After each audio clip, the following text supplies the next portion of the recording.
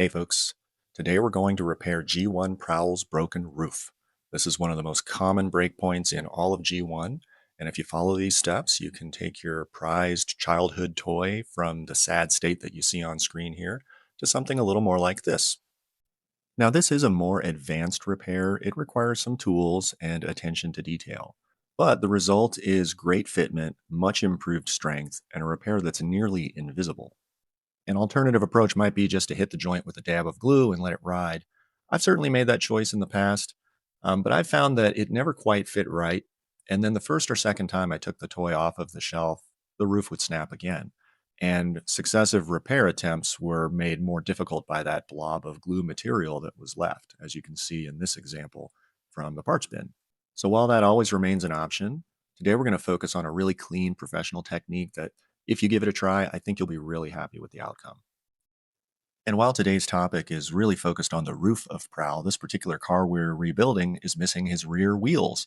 Luckily, I have a donor, and I'll show you how to safely remove and reinstall the wheels. And also helping out today will be this unbroken G1 smokescreen, just providing a visual reference of the angle between the hood and the windshield. That's one of the trickier parts of the repair, but the method I'll show you today almost guarantees success. It really doesn't require having a reference, but having smokescreen handy will be a nice sanity check. Our tools today are lighter fluid of the kind that go in a Zippo and not your grill, various glues, a bit of paint, a pin vise drill, and a paper clip. So let's get started. And because this is a pretty precise job, we need to get clear access to the remnant of the hood. So we'll start by disassembling this torso. It's just two screws. Move the arms out of the way. And once the screws are out, remove this undercarriage. And make note that when you reinstall it, that hook in the front needs to go into the cavity in the front bumper. And put some masking tape under the rear windows. This will keep them up and out of the way when we're trying to position the roof later, and it keeps them immobile so they don't flap around while you're trying to work. To separate the hood from the head, we need to remove two screws. One of them is poking through right there. These screws are hidden underneath this sticker, so the sticker needs to be removed, and that's where we'll go next. Place a small amount of lighter fluid into a shallow dish, and then put the toy part into the pool. Use the lighter fluid made for Zippos. This is not butane or charcoal lighter fluid, and I don't really like to use Goo Gone either. Lighter fluid is amazingly effective at softening the vintage glue. Usually it only takes a few minutes, and once it lets go, it just completely lets go. You'll be amazed at how easy it is to remove these without causing any damage. And the vintage glue will tend to be tacky enough that you can reapply the sticker without adding any additional adhesive. Now with the screws exposed, we can easily separate the head from the hood.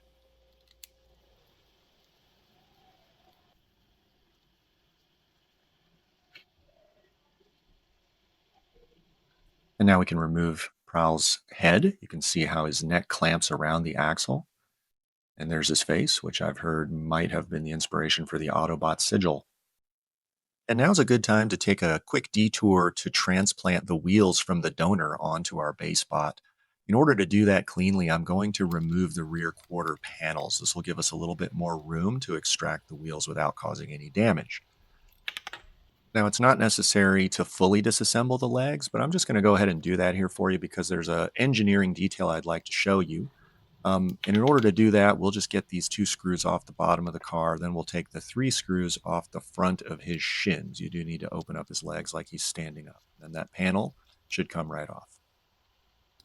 And with the legs disassembled, here's that detail I wanted to show you. It's the floating hinge of the rear windows. If those windows aren't up in the extended position when you try to stand them up, they bind against the shin and they snap off. And here are my rivet removal pliers that are going to help me get the wheel off. Just get a good grip. The shape of the pliers do a great job at distributing the forces without marring either the rubber or the plastic wheel.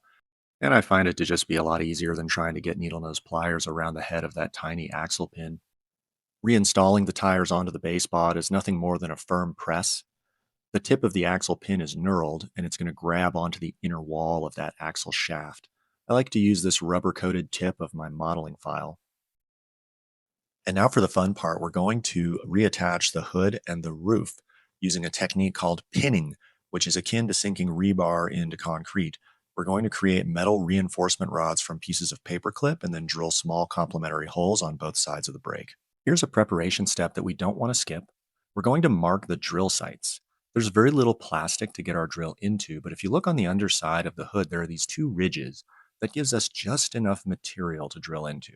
So take a toothpick and dip it into a little bit of modeling paint and put a dot on the two spots where you're going to put your drill. Then go on to the other side of the windshield and mark complementary dots.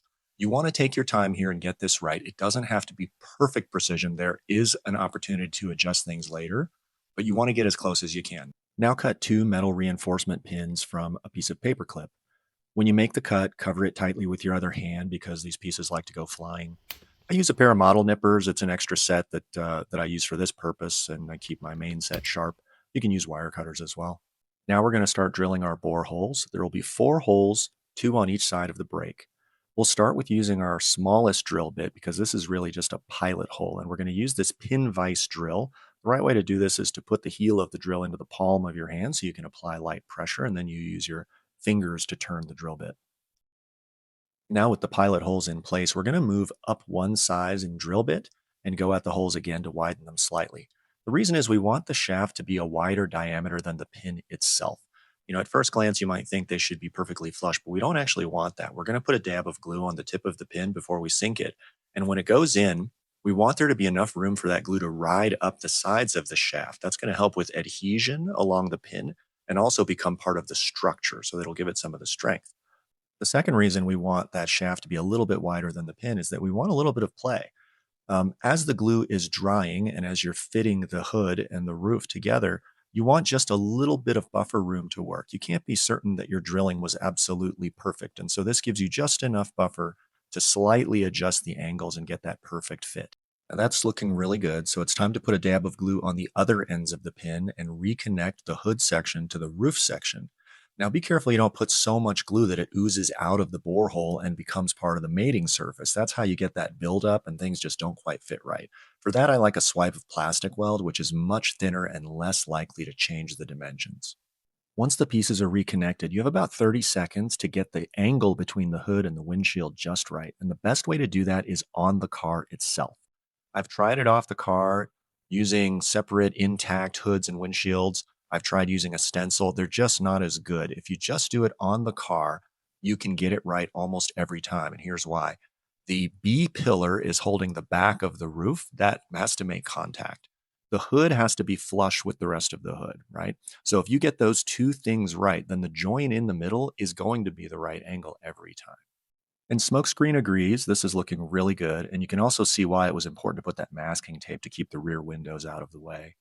And if you're worried about glue getting onto the rest of the car, you don't have to worry about that. Remember, this job has the glue entirely internal to the piece. There's nothing that's going to drip or ooze out and make a mess. This is looking really good. I like the angles both up and down and left and right. The fitment is excellent.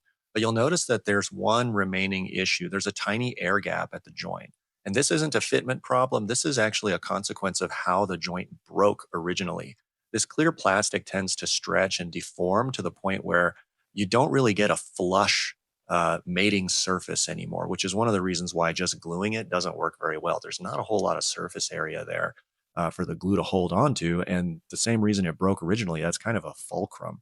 So I don't want the reinforcement pins to also bear the burden of that fulcrum. I want to ease that up by filling in the gap. And we're going to do that using a homemade epoxy of baking soda and super glue. So I've masked the upper side of the hood and the windshield because we don't want any material getting out onto that external surface where it could be visible. It's not going to be visible anyway because of the sticker, but we just want to be careful. And I'm packing the gap with baking soda. This is a lot like packing a crack in wood furniture with sawdust, except this sawdust, the baking soda, is a massive accelerant to the super glue that we're going to put into it as well. It dries very, very hard, very strong, pretty quickly too, but it's so strong that you can actually file it down to shape afterward. And we'll add another dab of glue just to make sure we've hit all the spots that have filler. And as the epoxy starts to gel, you can use the clean side of the toothpick to gently pack it and shape it.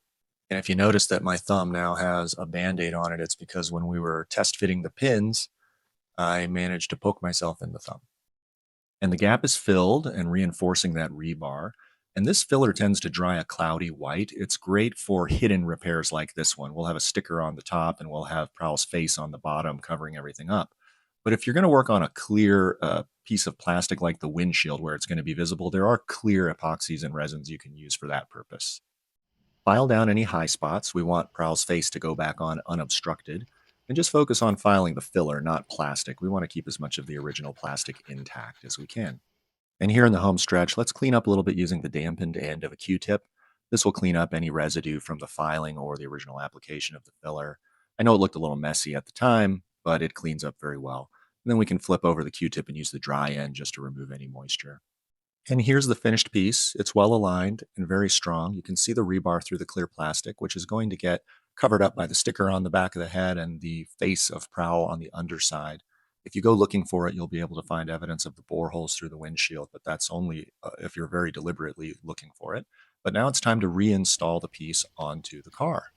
We had already reassembled the upper body for the fitment step, and remember that was just 2 screws. So now we're fishing the face through the undercarriage and lining up the screw holes from the hood, and then snug up those 2 screws and see how everything's fitting.